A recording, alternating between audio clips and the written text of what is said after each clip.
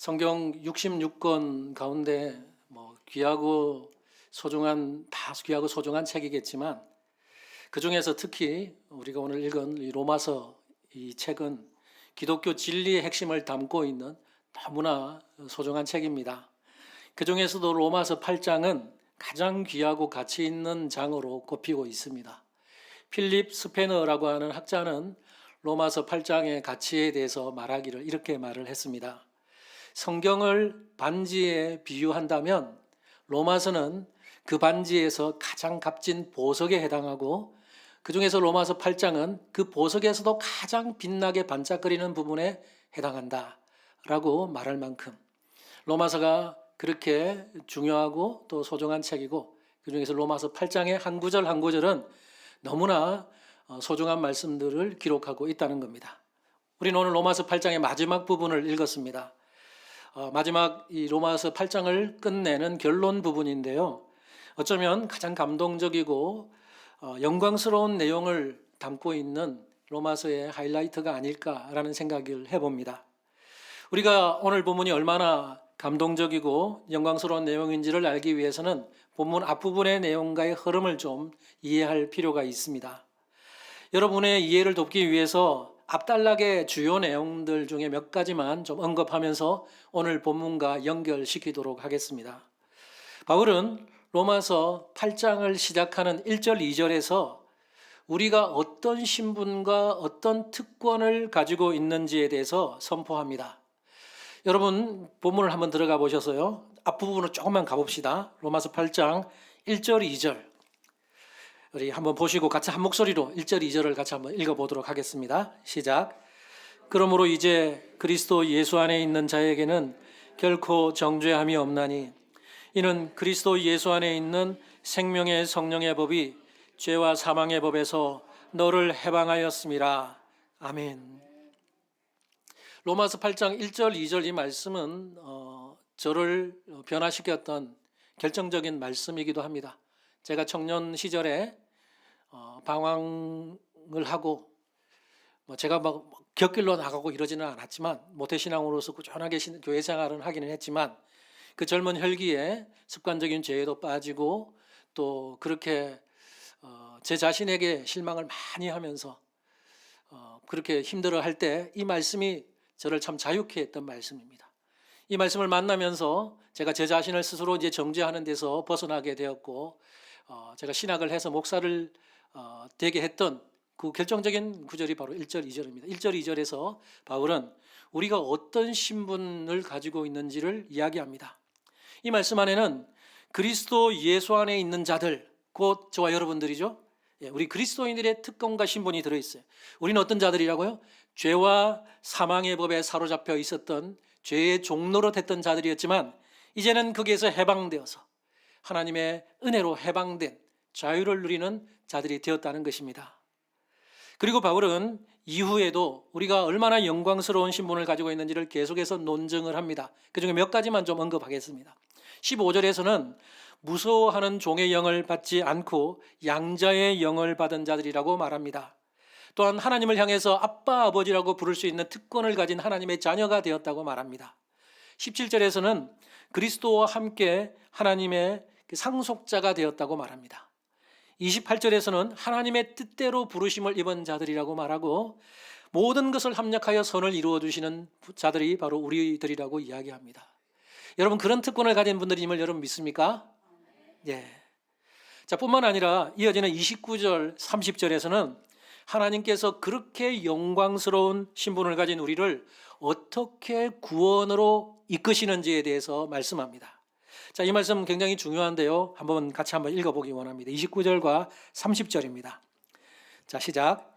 하나님이 미리 아신 자들을 또한 아들의 형상을 본받게 하기 위하여 미리 정하셨으니 이는 그로 많은 형제 중에서 맏아들이 되게 하려 하심이니라. 또 미리 정하신 그들을 또한 부르시고 부르신 그들을 또한 의롭다 하시고 의롭다 하신 그들을 또한 영화롭게 하셨느니라. 아멘.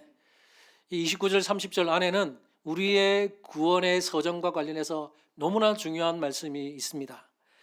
이 두 구절에는 네 개의 병행절이 사슬처럼 연결되어 있습니다. 정리해보면 이렇습니다. 첫째, 하나님께서 미리 아신 자들을 또한 미리 정하셨다. 둘째, 미리 정하신 자들을 부르셨다. 셋째, 부르신 자들을 의롭다 하셨다. 넷째, 의롭다 하신 자들을 영화롭게 하셨다. 그러니까 마치 사슬이 연결되어서 앞에 걸 받아서 그대로 또 이렇게 연결시키는 사슬, 네 개의 사슬이 연결되어 있는 것처럼 기록이 되어 있습니다. 그래서 학자들은 이 네 개의 병행절이 꼬리에 꼬리를 물고 사슬처럼 연결되어 있다고 해서 이것을 가리켜서 구원의 황금 사슬이라고 불렀습니다. The Golden Chair, 구원의 황금 사슬이라고 부릅니다. 여기서 중요한 것이 뭐냐? 이처럼 꼬리에 꼬리를 무는 구원의 황금 사슬은 결코 중간에 끊어지는 일이 없다는 것입니다. 여러분, 네 개가 이렇게 연결되어 있는데 중간에 끊어지지 않는다는 거예요. 미리 아심의 단계가 시작되었다면 미리 정하심과 부르심과 의롭다 하심의 단계를 거쳐서 마침내 영화롭게 하심의 단계까지 이르게 된다는 것입니다. 이것이 우리의 구원의 아주 놀라운 하나님의 선포입니다. 여러분, 하나님께서 우리를 위해서 이 놀라운 구원을 이미 시작하셨고 지금도 하나님의 계획대로 차근차근 진행되고 있습니다. 그리고 마침내 우리는 영원한 천국에서 영화의 단계를 누리게 되는 그 영광을 우리가 언젠가 맛보게 될 것입니다. 그러기에 우리는 결코 구원에서 떨어지지 않는다는 것입니다. 바울이 29절 30절에서 언급한 이 구원의 황금 사슬은 곧 우리를 향한 하나님의 사랑을 보여줍니다. 이 안에는 하나님의 사랑이라는 말은 없지만 하나님께서 우리를 미리 아셨고 미리 정하셨고 때가 되어서 우리를 부르시고 의롭다 해주시고 마침내 영화롭게 해주신다고 하는 이 놀라운 그 구원의 은혜의 과정 가운데 하나님의 사랑이 들어있는 것입니다. 구원의 황금사슬이 결코 끊어지지 않는 것처럼 우리를 향한 하나님의 사랑 또한 결코 끊어지지 않습니다. 또한 아무도 그것을 끊을 수 없습니다. 바울이 로마서 8장의 마지막 단락, 곧 오늘 본문에서 말하려고 하는 최종 결론이 바로 이것입니다. 자, 그럼 이런 연결, 흐름을 여러분 좀 기억하시고 오늘 본문을 한번 좀 보도록 하겠습니다. 바울은 오늘 본문 35절을 시작하면서 이렇게 시작합니다. 누가 우리를 그리스도의 사랑에서 끊으리요? 질문을 던지면서 시작합니다. 여러분, 이 질문에 대한 대답이 뭘까요? 우리를 하나님의 사랑에서 끊을 수 있습니까? 아무도 없습니다. 사실 이 질문은 수사적 질문이에요. 답을 몰라서 묻는 것이 아니라 이미 답이 전제되어 있는 질문을 던지고 있는 것입니다. 대답은 당연히 아무도 우리를 그리스도의 사랑에서 끊을 수 없다입니다.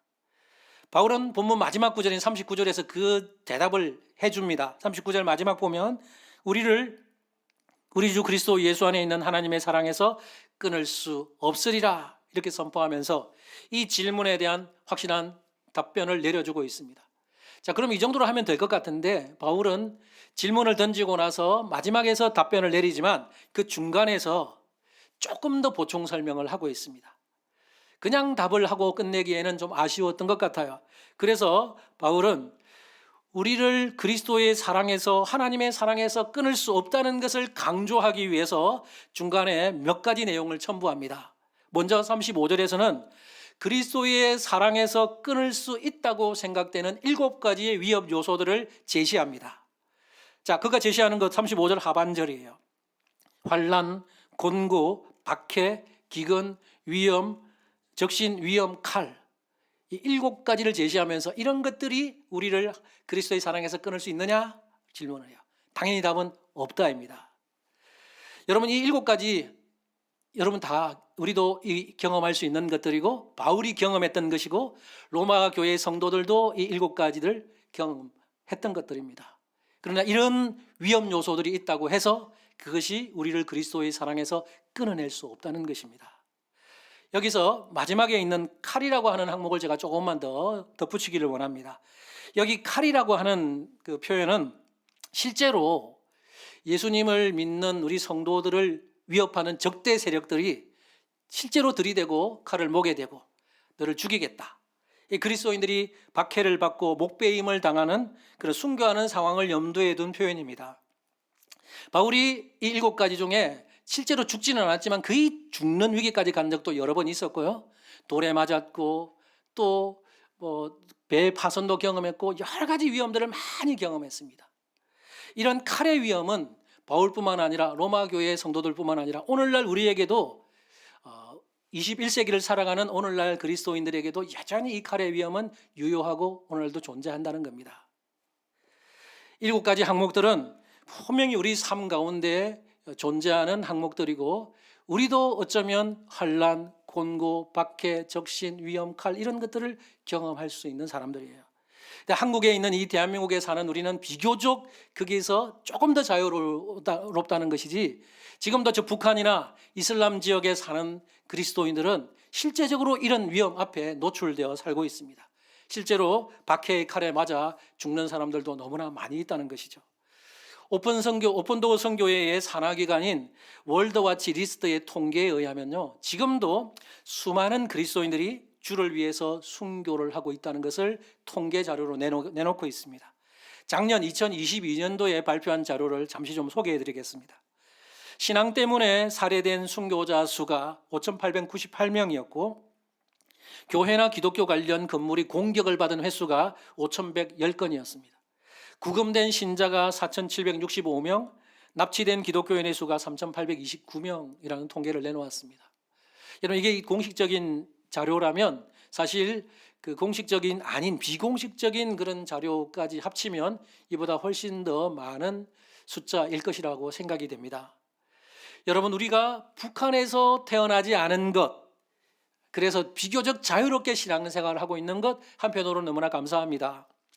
바울이 언급하는 이 7가지 고난을 우리가 직접적으로 당하지 않고 있는 것 또한 너무나 감사한 제목일 수 있습니다. 하지만 우리가 육체적으로 이런 고난을 직접 당하지 않는다고 하는 것이 무조건 좋은 것만은 아닙니다. 왜냐하면 너무나 평안하게 신앙생활 하다 보면 신앙이 나태해지고 해이해지고 그러다 보면 신앙을 좀먹게 만들고 형식적이고 생명력 없는 신앙으로 떨어질 수 있기 때문입니다. 실제로 오늘날 한국 교회 안에 얼마나 많은 성도들이 얼마나 평안해요. 평안하게 신앙생활 하다 보니까 너무나 자기중심적이고 그래서 신앙이 해이해져 있는 분들이 너무나 많이 있음을 봅니다. 그래서 존 스토트 목사님은 종교의 자유가 허락되어 있어서 그리스도를 위해서 육체적 고난을 당할 필요가 없는 그런 사람들을 향해서 히브리서 11장의 후반부를 읽어봐라 그렇게 권면합니다. 지금은 읽을 필요가 없이 나중에 혹시 시간 되실 때 히브리서 11장의 전체를 한번 읽어보시고 후반부의 내용을 한번 좀 중점적으로 읽어보십시오. 그게 어떤 내용이 소개됩니까? 히브리서 11장 후반부에는 믿음 때문에 고난을 당했던 수많은 믿음의 선배들에 대한 이야기가 나옵니다. 심한 고문을 받고 조롱과 채찍질을 당하고 결박과 옥에 갇히는 시련을 당하고 어떤 사람은 돌에 맞고 어떤 사람은 톱에 켜여서 죽고 어떤 사람은 칼에 맞아 죽고 그런 내용들, 그 성도들이 그렇게 믿음을 지키다가 죽어간 내용들이 그 히브리서 11장 후반부에 기록되어 있습니다. 왜 그런 내용을 읽어보라고 말합니까? 미국처럼 우리 한국처럼 그렇게 직접적인 어떤 고난을 당하지 않고 종교의 자유가 허락되어 있는 나라의 성도들이 신앙이 해이해지고 그럴 수 있는 그런 가능성이 높기 때문에 그런 내용을 읽으면서 도전을 받으라는 거예요. 우리가 그런 믿음의 선배들을 대면하면서 겸손하게 신앙생활 하라는 의미입니다. 여러분들도 그런 직접적인 공격이 없다 하더라도 항상 여러분 신앙을 돌아보시기 바라고 늘 겸손하게 신앙생활하는 모든 성도님들 되기를 바랍니다. 바울은 성도들이 당하는 환난과 박해를 강조하기 위해서 시편에 나오는 말씀을 인용해서 말하고 있습니다. 36절을 한번 보십시오. 오늘 본문 36절 보면 기록된 바 우리가 종일 주를 위하여 죽임을 당하게 되며 도살당할 양같이 여김을 받았나이다 함과 같으니라. 여기 기록된 바 어디에 기록되어 있는 말씀일까요? 앞선 급한 시편 44편 22절에 기록된 말씀을 인용한 겁니다. 바울은 이 말씀을 인용하면서 성도들은 이 세상에서 마치 도살당할 양과 같은 처지에 있다고 말합니다. 여기 도살이라고 하는 단어는요, 사실 짐승을 죽일 때 사용되는 단어예요. 양식을 얻기 위해서 짐승을 죽이는 것, 그때 사용된 단어가 이 도살이라고 하는 단어인데 바울은 이 단어를 성도들을 죽이는 것에 적용시켜서 사용하고 있습니다. 바울은 이 말씀을 인용하는 것을 통해서 이 세상이 그리스도인들을 어떻게 대하고 있는지를 암시적으로 보여주고 있어요. 마치 사람이 양식을 장만하기 위해서 짐승을 죽이는 것처럼 사자나 초원의 포식자들이 사냥감을 잡아서 죽이는 것처럼 이 세상의 박해자들이 우리 그리스도인들을 먹잇감으로 삼고 죽이는 것을 너무 쉽게 생각한다는 것입니다. 그래서 수많은 그리스도인들이 그들에 의해서 죽임을 당한 것입니다. 그러나 바울은 우리 그리스도인들에게 어떤 환난과 박해가 있을지라도 그런 것들이 그리스도인들을 무릎 꿇게 할 수 없고 하나님의 사랑에서 끊을 수 없다고 분명하게 선포합니다. 자, 오늘 37절에서 오히려 바울은 뭐라 그래? 이 상황을 완전히 뒤집는 반전의 메시지를 선포합니다. 37절 보면, 그러나 이 모든 일에 우리를 사랑하시는 이로 말미암아 우리가 어떻게 한다고요? 넉넉히 이기느니라. 여기 넉넉히 이긴다라고 하는 이 표현에 해당되는 헬라어는 두 개의 단어가 합쳐진 합성어입니다. 하나는 뭐뭐 이상의라고 하는 전치사와 또 하나는 이긴다, 승리한다라는 동사가 합쳐진 합성어예요. 이 두 가지를 합쳐보면 이런 뜻입니다. 승리 이상의 승리를 거둔다. 무슨 말일까요? 승리 이상의 승리를 거둔다. 그래서 새 번역과 쉬운 성경은 이것을 이기고도 남는다 이렇게 번역을 했고, 영어 성경의 NASB 성경은 이것을 압도적으로 이긴다 이렇게 번역을 하고 있습니다. 다시 말해서 완전한 승리, 가장 영광스러운 승리를 거두게 된다는 것입니다. 바울은 이러한 압도적인 승리를 거둘 수 있는 비결이 뭐라고 말합니까? 37절을 한 번만 더 보세요. 37절 중간 부분 보면 우리를 사랑하시는 이로 말미암아 이렇게 말합니다. 우리가 고난과 역경 가운데서도 압도적인 승리를 거둘 수 있는 이유는 우리를 향한 그리스도의 사랑 때문입니다. 우리가 당하는 고난이 아무리 차갑고 냉랭해도, 우리가 고난을 당하고 환난을 받고 때론 칼의 위험 앞에 있고 이렇게 힘든 상황에 처한다 하더라도 그리스도의 사랑이 더 뜨겁기 때문에, 그리스도의 사랑이 더 크기 때문에 그 사랑의 열기 앞에서 눈 녹듯이 사르르 녹아버린다는 것입니다. 이게 바로 넉넉히 이긴다는 의미예요. 불신자들 중에는 의지가 강한 분들이 있어서요, 굉장히 큰 어려움과 고난을 만날 때 스스로의 의지로 이겨내는 분들이 들어 있습니다. 그렇다면 여러분, 우리 그리스도인들은 고난을 만날 때 더 잘 이겨내야 합니다. 왜 그렇습니까? 불신자들은 자신을 믿고 자기 의지를 가지고 그렇게 싸워서 이겨낸다면 우리는 우리 의지뿐만 아니라 하나님의 사랑, 그 그리스도의 사랑을 힘입어서 고난과 함께 맞서 싸우는 자들이기 때문에 더더욱 우리는 이겨낼 수 있어야 하는 겁니다. 그러기에 우리는 넉넉히 압도적으로 그 고난을 이겨낼 수 있는 것입니다. 여러분, 고난 가운데서도 절대로 지지 마십시오. 그리스도의 사랑을 힘입어서 넉넉히 이겨내는 저와 여러분 되기를 간절히 바랍니다. 자, 이어서 오늘 본문 38절, 39절은 오늘 본문의 클라이맥스에 해당합니다. 바울은 8장을 끝맺으면서 마지막으로 내가 확신하노니 라는 개인적인 확신의 고백으로 마무리를 합니다. 자, 그럼 바울이 확신하는 게 뭡니까? 바울이 확신하는 내용이 38절, 39절인데요. 같이 한번 읽어봅시다. 38절, 39절 시작.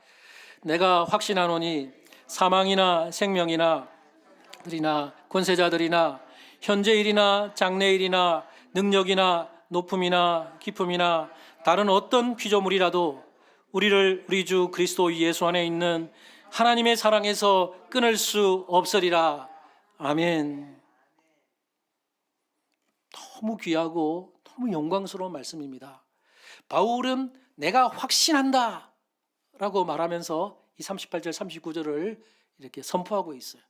바울이 확신하는 것을 한마디로 요약하면 그 누구도 우리를 그리스도 예수 안에 있는 하나님의 사랑에서 끊을 수 없다라는 것입니다. 바울은 자신의 확신이 참이라는 것을 강조하기 위해서 혹여나 우리를 하나님의 사랑으로부터 가로막거나 아니면 하나님의 사랑에서 끊을 수 있다고 생각하는 10가지 항목들을 나열합니다. 그게 방금 읽었던 38절 39절에 있는 내용이에요. 그 10가지 항목들을 한번 보려고 하는데요. 그 항목들을 보시면 일정한 어떤 규칙을 가지고 있지는 않습니다. 하지만 대부분 좀 두 개씩 쌍을 이루고 있는 것을 우리가 보게 됩니다. 자, 처음 언급되는 한 쌍, 두 가지는 사망과 생명입니다. 사망과 생명이 우리를 그리스도의 하나님의 사랑에서 끊을 수 없다는 거예요. 자, 여기 먼저 사망이란 죽음의 위험을 가리킵니다. 바울은 아마도 그 당시에 성도들을 위협하던 그런 칼의 위험, 또 생명을 위협하는 그 위험한 그런 것들을 염두에 두면서 사망을 언급하고 있는 것 같습니다. 하지만 죽음의 위험, 이 사망의 위협이 아무리 성도들을 위협한다 하더라도 그것이 결코 하나님의 사랑에서 끊을 수 없다는 것입니다. 두 번째는 생명입니다. 하나님의 사랑을 끊을 수 없다고 생각되는 요소 중에 생명이 들어와 있다는 것은 다소 좀 의외고 좀 뜻밖입니다. 그래서 학자들은 이 생명이 뭐냐, 생명의 의미가 뭐냐를 두고 여러 가지 견해들을 제시하는데요. 제가 두 가지만 좀 나누려고 합니다. 존 스토트는 이 생명을 생명의 재난이라고 이해하면서 우리의 생명을 위협하는 어떤 재난도 우리를 하나님의 사랑에서 끊을 수 없다라고 해석을 하고 있습니다. 반면에 반전은 좀 독특하게 해석합니다. 반전이라고 하는 주석가는 바울이 로마서를 쓰고 있던 그 당시의 세계, 로마 세계의 정황과 관련해서 여기 언급되는 생명을 뭐라고 해석을 하냐면 예수 그리스도에 대한 신앙을 버린다는 조건으로 주어지는 대가성 생명, 곧 생명의 유혹이라고 해석을 합니다. 사실 그 당시에 로마 그 세계에 로마 황제가 다스리고 있던 그 시대에 박해자들이 그리스도인들을 엄청나게 박해를 했습니다. 박해를 했던 대표적인 황제들 여럿이 있지만 그중에 여러분 아마 네로 황제는 많이 들어봤을 거예요. 그런 황제들이 다스릴 때 그리스도인들을 얼마나 박해했습니까? 그때 박해자들이 그리스도인을 향해서 회유하기 위해서 너 믿음을 포기하고 예수를 안 믿는다고 말하고 우상에게 희생을 드리면 내가 너 살려주겠다, 너에게 생명 줄게, 이렇게 유혹했다는 거예요. 그렇게 제안했어요. 이런 상황을 두고 생명을 언급했다고 봅니다. 그렇게 보면 이것은 신앙을 포기하면 보장되는 생명의 유혹을 가리키는데요. 그런 생명의 유혹조차도 우리를 하나님의 사랑에서 끊을 수 없다는 것입니다. 여러분, 이것을 증명하신 분이 일제시대 때 신사참배를 거부하고 죽음을 선택했던 주기철 목사님 아닙니까? 주기철 목사님은 수많은 일본의 그 순사들이 너 예수 믿는 거 포기해라, 그럼 내가 살려줄게, 너 예수 부인하면 내가 생명 줄게, 이렇게 유혹했지만 그러한 생명의 유혹도 결코 목사님을 하나님의 사랑으로부터 떨어지게 할 수 없었습니다. 그 생명의 유혹 앞에서 잘 이기면서 믿음을 지켜냈던 것입니다. 자, 그리고 세 번째, 네 번째로 언급되는 한 쌍이 있습니다. 두 가지인데요. 천사들과 권세자들입니다. 대부분의 학자들은 이 두 가지가 하늘의 영적 존재들 또는 초자연적인 존재들이라고 보고 있습니다. 자, 그렇게 보면 이 세상의 존재뿐만 아니라 눈에 보이지 않는 영적 존재들, 하늘의 초자연적인 존재들조차도 우리를 하나님의 사랑에서 끊을 수 없다는 것입니다. 다섯 번째, 여섯 번째로 언급되는 또 한 쌍, 두 가지는 현재일과 장래일입니다. 리빙 바이블은 현재일을 오늘의 두려움이라고 번역했고 장래일을 내일에 대한 걱정들이라고 번역했습니다. 그렇게 보면 이 현재일과 장래일은 뭐예요? 지금 현재 우리를 힘들게 하는 어떤 두려운 일들이나 장래에 우리를 걱정시키게 하는 어떤 일이 있다 하더라도 그런 것들이 우리를 하나님의 사랑에서 끊을 수 없다는 것입니다.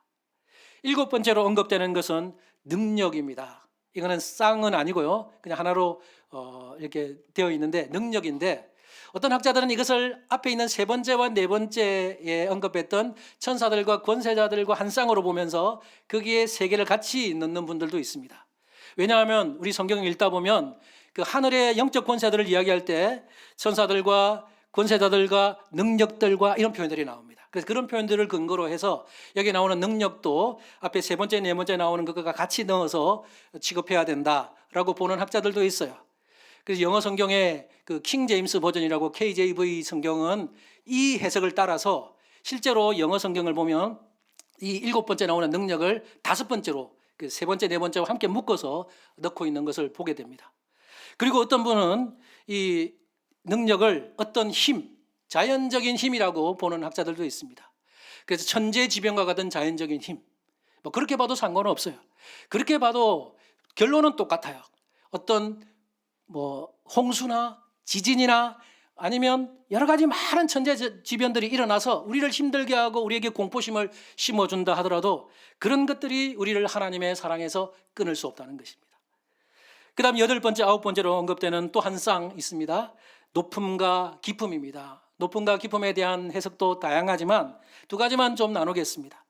윌리엄 바클레이는 이 두 가지를 천문학과 관련된 것으로 보면서 천문학적인 용어에서 나온 것이라고 봅니다. 그래서 높음은 별이 가장 높은 위치에 있을 때, 낮음은 가장 별이 낮은 위치에 있을 때, 이렇게 보면서 그 당시에 별에 대한 두려움, 그런 것을 가지고 있었어요. 우리나라도 옛날에 보면 사극에 뭐 별의 기운을 타고 이 사람은 왕이 될 상이다, 뭐 이런 게 있었잖아요. 그런 식으로 별에 대한 어떤 두려움, 천체의 움직임과 위치에 따라서 사람에게 공포심을 조장하는 그런 것들을 염두에 둔 표현이라고 보면서, 그래서 그렇게 아무리 어떤 점성술이나 이런 걸 통해서 사람을 공포심을 심어주는 것이 있다 하더라도 그런 것들이 우리를 하나님의 사랑에서 끊을 수 없다라고 말합니다. 또 존 스토트라고 하는 학자는 시편 139편에 근거해서 이 높음과 깊음을 가장 높은 곳인 하늘과 가장 낮은 곳인 음부에 대한 상징적인 표현이라고 해석을 합니다. 그렇게 보면 이건 무슨 뜻입니까? 가장 높은 곳에 있던 어떤 것, 그리고 가장 낮은 곳에 있던 그 사이에 있는 모든 것들을 무엇이라 하더라도 하나님의 사랑에서 우리를 끊을 수 없다는 말입니다. 자, 이제 마지막 10번째 언급되는 것은 다른 어떤 피조물입니다. 다른 어떤 피조물은 지금까지 언급했던 그 9가지 항목을 다 아우르는, 다 총괄하는 그런 표현이라고 볼 수 있습니다. 여기에는 우리의 사람들의 상상 속에 존재하는 어떤 가상세계도 포함될 수 있고요, 혹시 모를 지구 밖에 있을 수 있는 어떤 생명체까지 다 포함된다고 할 수 있습니다. 바울은 지금까지 언급하고 나서 9가지를 언급했는데, 지금까지 언급했던 그 9가지만으로 혹시나 놓친 것이 있을까 봐 마지막으로 다른 어떤 피조물이라도 라고 이렇게 말하면서 우리를 하나님의 사랑에서 끊을 수 있는 것은 그 어떤 것도 없다라는 것을 확실하게 못을 쾅쾅 받고 도장을 찍고 있는 것입니다. 여러분, 이처럼 바울은 이 10가지를 언급하면서 그것이 무엇이든 그 어떤 것이든 우리를 하나님의 사랑에서 끊을 수 없다고 말합니다. 여러분 믿으십니까? 예. 좀 더 확장하면 바울이 35절에서 언급했던 그 7가지 위험 요소들, 38절, 39절에서 언급하는 이 10가지 요소들이 있다 하더라도 우리를 예수 그리스도와 하나님의 사랑에서 끊을 수 없다는 것입니다. 이제 여러분께 한번 적용 질문을 한번 던져보겠습니다.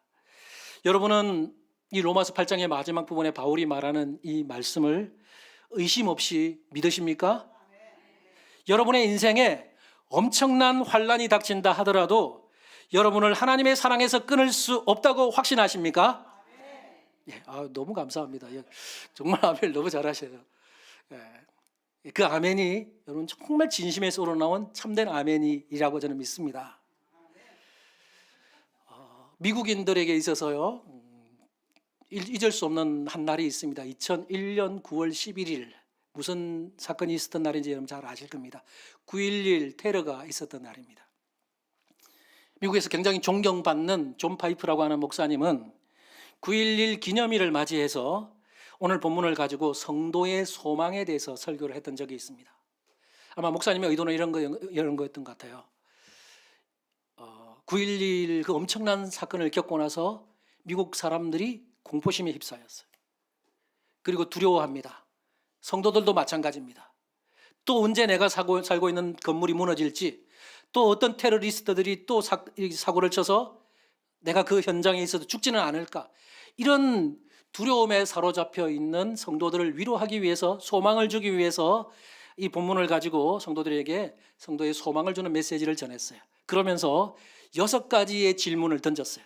이렇게 하면 이 성도들에게 위로가 되고 소망이 될 수 있을까라고 하면서 6가지 질문을 던졌는데, 제 자막을 부탁드리는데 혹시나 준비가 되셨습니까?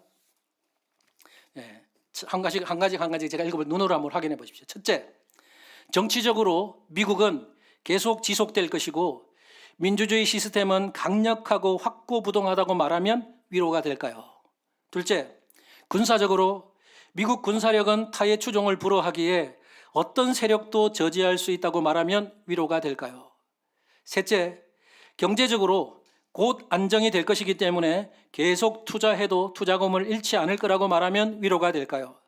넷째, 지리적으로 지금 우리가 사는 지역은 적들이 주요 목표로 삼을 만한 장소가 아니라고 말하면 위로가 될까요? 다섯째, 심리적으로 재난 후 자기관리와 자기치료라는 웹페이지를 소개하면서 자신감을 심어주면 위로가 될까요? 여섯째, 종말론적으로 폭탄이 비처럼 쏟아져도 그때는 이미 이 세상에 없을 거라고 안심시키면 위로가 될까요? 존 파이프는 성도들을 향해서 여러분 이상의 6가지로 우리 미국은 안전합니다. 정치적으로, 군사적으로, 경제적으로 우리는 든든하고 안전합니다. 이렇게 말하면 위로와 소망이 될까요? 라고 질문을 했어요. 이 6가지 질문에 대한 대답은 당연히 아니다입니다. 노입니다. 존 파이프는 9.11이라는 그 끔찍한 테러를 경험한 미국인들과 성도들을 향해서 이런 식으로 소망을 주는 것은 옳지 않다고 말합니다. 왜냐하면 이 6가지의 방법이 세상적으로는 그럴듯해 보일지 몰라도 세상적으로는 위로가 되겠죠. 이런 메시지 없는 것보다는 나을 수 있겠지만 성경적으로는 옳은 방법이 아니기 때문입니다. 그럼 우리 성도들에게 소망을 주는 참된 메시지가 무엇일까요? 존 파이퍼는 바울이 오늘 본문에서 선포한 메시지, 그 어떤 피조물이라도 우리를 우리 주 예수 그리스도 안에 있는 하나님의 사랑에서 끊을 수 없다라고 하는 이 메시지야말로 우리에게 참된 위로와 소망의 메시지라고 말합니다. 여러분, 세상적으로 어떤 달콤한 유혹들을 하고 세상적으로 어떤 걸로 위로를 해도 그건 참된 위로와 소망이 아니라는 겁니다. 우리에게 있어서 참된 위로와 소망의 메시지는 오늘 바울이 말하는, 선포하는 이 메시지, 하나님의 사랑에서 우리를 끊을 수 없다라는 이 메시지가 참된 위로와 소망의 메시지라는 거예요. 우리 존 파이프의 대답을 한번 같이 보기 원한 제가 자막을 부탁드렸어요. 그럼 이렇게 대답을 했습니다. 우리를 위한 지속적이고 견고한 소망은 우리가 그리스도를 소중한 구원자요 최고의 왕으로 신뢰한다면 어떤 테러리스트나 고문, 마귀나 재앙이나 질병이나 사람이나 미생물이나 정부나 죽음조차도 파괴할 수 없는 하나님의 사랑 안으로 들어가게 된다는 것입니다. 이것이 그리스도인의 소망입니다. 이것은 정치적 소망도 아니고 군사적 소망도 아니고 경제적 소망도 아니고 지리적 소망도 아니고 심리적 소망도 아니고 현실 도피적 소망도 아닙니다. 이것은 피로 산 영혼에 사무치는 그리스도를 높이는 하나님 중심적인 두려움을 없애는 죽음을 이기는 소망입니다. 이렇게 대답을 했습니다. 성도 여러분, 우리가 사는 이 세상 안전합니까? 우리는 이 대한민국 땅에 살고 있는데 우리가 사는 이 세상 보면요, 결코 안전하지 않습니다. 이 세상은 모든 것이 불확실하고 불안정합니다. 우리는 정치적, 군사적, 경제적, 지리적, 심리적, 미래적으로 결코 안전하지 않습니다. 우리나라를 한번 보세요. 위쪽으로는 북한이 있고 중국이 있고 러시아의 위협이 여전히 남아 있습니다. 아래쪽으로는 일본이 있습니다. 그러기에 한국에서도 얼마든지 제2의 9.11이 일어날 수 있다는 거예요. 이처럼 우리는 내일 일이 어떻게 될지도 모르는 불확실한 세상을 살고 있으며 그리스도인이라고 해서 환난이나 공고와 박해와 같은 이런 것들이 면제되지도 않습니다. 우리가 그리스도인이면 다 면제됩니까? 아니에요. 우리 그리스도인들에게 여전히 이런 위협들이 존재한다는 것입니다. 이런 불확실과 불안정의 시대 속에서 우리의 참된 소망은 우리를 향한 하나님의 사랑밖에 없습니다. 바울은 39절 끝부분에서 하나님의 사랑을 어떻게 표현합니까? 하나님의 사랑을 표현하면서 우리 주 그리스도 예수 안에 있는 하나님의 사랑 이렇게 표현합니다. 즉 하나님의 사랑은 어떤 사랑입니까? 독생자 예수 그리스도를 그 십자가를 통해 드러난 사랑이라는 것입니다. 그렇습니다. 하나님의 사랑은 우리를 위해서 자기 아들을 아낌없이 십자가에 내어주신 헌신적인 사랑이고 십자가에서 살을 찢기고 피를 흘리면서까지 자신을 내어주신 그런 희생적인 사랑이 바로 하나님의 사랑입니다. 이 사랑이 바로 우리가 붙들어야 하는 소망이라는 거예요. 여러분 어디에 소망을 두고 살아가십니까? 썩어져 없어져 버릴 그런 세상의 소망에 여러분의 미래를 걸지 마시고 영원히 변하지 않을 그 하나님의 이 사랑에 소망을 걸고 살아가는 우리 모든 성도님들 되기를 간절히 바랍니다. 이제 말씀을 정리할까 합니다. 사랑하는 성도 여러분, 바울은 38절에서 시작하면서 내가 확신하노니 라고 고백하면서 그 어떤 이 세상의 피조물도 우리를 하나님 사랑에서 끊을 수 없다라고 선포했어요. 여러분께 다시 한번 질문하겠습니다. 여러분은 바울의 이 선포에 대해서 주저없이 아멘이라고 대답할 수 있습니까? 조금 주저하시는 거거든요. 여러분도 바울처럼 내가 확신하노니 이렇게 자신 있게 선포할 수 있겠습니까? 대부분 다 아멘 해주셔서 너무 감사합니다. 근데 여러분 그 대답을 잘 하셨지만 그 대답을 하기 전에 한번 오늘 이 바울이 내가 확신한다라고 고백했던 이 고백의 참 의미가 무엇인지를 한번 좀 깊이 한번 좀 묵상하면서 오늘 여러분에게 스스로 좀 돌아보셨으면 좋겠어요. 38절에서 바울이 내가 확신하노니라고 이렇게 고백을 하고 있는데, 우리 한글 성경은 내가 확신한다 능동형처럼 이렇게 번역이 되어 있지만 실제로 원래 원문을 보면 수동형으로 되어 있습니다. 여러분, 이게 무슨 의미일까요? 내가 확신한다가, 이 단어가 수동형으로 기록되어 있다는 의미가 뭡니까? 이거는 내가 어떤 설득 과정을 통해서 확신에 이르게 되었다라는 의미입니다. 다시 말해서 내가 어떤 것에 의해서 설득되어서 확신할 수밖에 없다, 이런 의미가 바로 내가 확신한다는 의미예요. 그러면 바울로 하여금 이렇게 고백할 수밖에 없는, 확신할 수밖에 없도록 했던 그 설득의 힘이 무엇입니까? 바울은 무엇에 설득되어서 확신한다고 고백하고 있는 겁니까? 그것이 바로 오늘 본문에 있는 그리스도 예수 안에 있는 하나님의 사랑입니다. 그 하나님의 사랑에 설득되어서 그는 확신한다고 고백하고 있는 거예요. 죄와 허물로 죽었던 자신을 구원하기 위해 독생자까지 아낌없이 내어주신 그 하나님의 사랑에 설득되어서 이렇게 확신한다고 고백하고 있는 겁니다. 우리는 바울을 대강 다 알고 있어요. 바울은 예수님을 만나기 전에는 굉장히 철저한 율법주의자였고, 그는 굉장히 냉철하고 또 차가운 사람이었습니다. 그는 지식은 굉장히 많아요. 굉장히 공부를 많이 했기 때문에 똑똑한 사람이고, 성경 말씀, 구약의 율법도 잘 아는 사람이었고, 하나님의 사랑에 대해서도 이론적으로는 잘 아는 사람이었어요. 하지만 그는 경험적으로는 하나님께서 자신을 얼마나 사랑하는지를 깨닫지를 못했습니다. 그러던 바울이 기독교인들을 박해하고 죽이기 위해서 다메섹으로 가는 도중에 예수 그리스도를 만나게 됩니다. 자신이 극도로 혐오하던 예수를 거기서 만난 거예요. 좀 더 정확하게 말하면 예수님께서 바울을 찾아오신 겁니다. 예수님께서 바울을 찾아오셔서 만나주시고 기적적인 방법으로 그를 회심시키셨고 그를 이방인의 사도로 세우셨습니다. 만약 예수님께서 바울을 찾아오지 않으셨다면, 만약 예수님께서 바울을 만나주시지 않았다면 그는 어떻게 되었을까요? 그는 평생 자기 똑똑에 살면서 유대교와 그리고 율법에 미쳐서 예수쟁이들을 핍박하고 예수쟁이들을 죽이는 일을 했을 것이고, 하나님의 사랑을 결코 경험하지 못한 채 죽었을 것입니다. 그러나 바울은 하나님의 은혜로 말미암아 다메섹에서 그 회심 사건을 통해서 하나님의 사랑을 경험했고 예수 그리스도의 사랑을 경험했습니다. 그러므로 38절에 내가 확신하노니라는 이 바울의 이 확신은 어떤 확신입니까? 단순한 어떤 지식적으로 어떤 이론에서 나온 확신이 아니라 자신의 경험을 통해서 얻은 흔들리지 않는 견고한 확신이라는 거예요. 바울이 이런 확신을 가지고 있었기에 수많은 환난과 박해를 만났어도 끝까지 믿음의 길을 걸어갈 수 있고 순교의 길을 걸어갈 수 있었던 것입니다. 사랑하는 성도 여러분, 우리에게도 이런 확신이 필요합니다. 오늘날 수많은 그리스도인들은 하나님의 사랑에 대해서 이론적으로 너무나 잘 알아요. 오늘 이곳에 앉아 계신 분들 오후 예배까지 참석할 정도면 아주 신앙이 좋으신 분들이라고 저는 생각하는데, 여러분 중에는 벌써 성경을 10독, 20독 하신 분들도 있을 겁니다. 성경하면 내 내용 잘 안다, 이론적으로 그 머리로 성경을 꿰뚫고 있는 분들도 혹시 있을지 모르겠어요. 한국 교회 안에 수많은 사람들이 지식이 얼마나 많이 늘어났는지 몰라요. 요즘엔 자료가 너무나 많아요. 인터넷만 들어가도 수많은 자료들을 찾을 수 있어요. 그래서 성경에 대해서 지식은 많이 가지고 있습니다. 하지만 여러분, 이론에서 나오는 확신은요, 참된 확신이 아니에요. 가슴으로는 전혀 동의가 되지 않는데 머리로만 동의하면서 하는 확신은 영적 전쟁에서 성공할 수 없습니다. 승리할 수 없습니다. 그런 사람은 말로는 성경에 대해서 줄줄줄 깨고 하나님의 사랑에 대해서 많이 말할 줄 모르지만 실제로 환난을 만나고 고난을 만나고 박해를 당했을 때, 칼의 위험 앞에 섰을 때 그런 사람은 믿음을 저버리게 될 것입니다.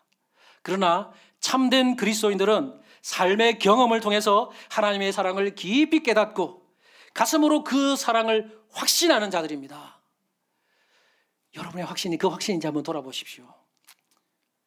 저를 돌아볼 때 죄와 허물투성이었던 저 자신을 위해서, 저를 구원하시기 위해서 독생자 예수를 아낌없이 십자가로 내어주신 그 하나님의 사랑 때문에 음란하고 추하고 더럽고 형편없었던 저를 구원하시기 위해서 십자가에서 자신의 생명을 바치기까지 저를 사랑하시고 돌아가신 예수님의 그 희생적인 사랑 때문에 도저히 침묵하고는 견딜 수가 없어서 뜨거운 그 가슴이 불타올라서 이렇게 내가 확신합니다 라고 고백하는 그 고백이 진정한 확신의 고백인 것입니다.